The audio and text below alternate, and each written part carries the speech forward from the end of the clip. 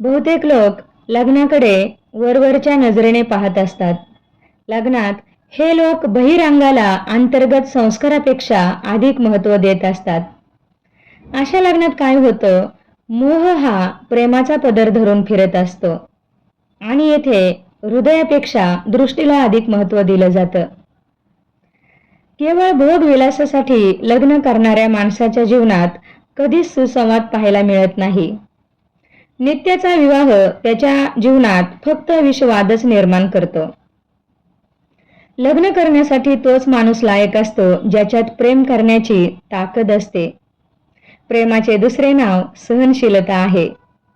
एकमेकांचे गुणदोष सहन करण्याची वृत्तीच सफल करण्याची जननी बनते. लग्नामध्ये पुरुषापेक्षा स्त्रीचे प्राधान्य विशेष असते, कारण स्त्रीला स्वतःचे जीवन पुरुषाच्या जीवनाशी एकरूप करायचे असते. म्हणूनच तर शास्त्रकार देखील स्त्री विवाह निबोधत असे म्हणून स्त्रीचेच कौतुक करतात. लग्न म्हणजे पुरुषाचे कर्तृत्व आणि स्त्रीच्या समर्पणाचे सुभग मिलन असते. पुरुष गद्य असेल तर स्त्री पद्य आहे आणि या गद्य पद्य संग्रहाचे नावच आहे जीवन. नदी जशी स्वतःचा रंग, रूप, आकार व स्वाद यांचा त्याग करून सागरात मिसळून जाते, तशी स्त्री देखील स्वतःचे व्यक्तित्व पुरुषात एकरूप करून टाकते. दुधात मिसळलेली साखर जशी दिसत नाही आणि तरीही दुधाचा गोडवा ती वाढवीत जाते, त्याचप्रमाणे स्त्री गुप्त राहून पुरुषाच्या जीवनाची मधुरता वाढवीत जाते.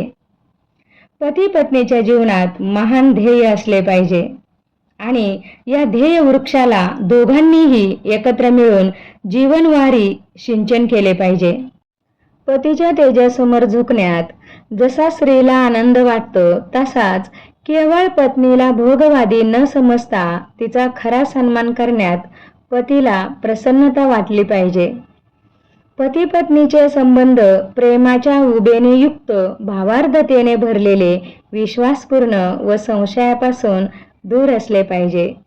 संसाराचे हे सर्व मधुर भाव जर पती पत्नीच्या संसारामध्ये असले तर तो संसार खूप सुखाचा होतो आणि दीर्घकाळ टिकून राहतो.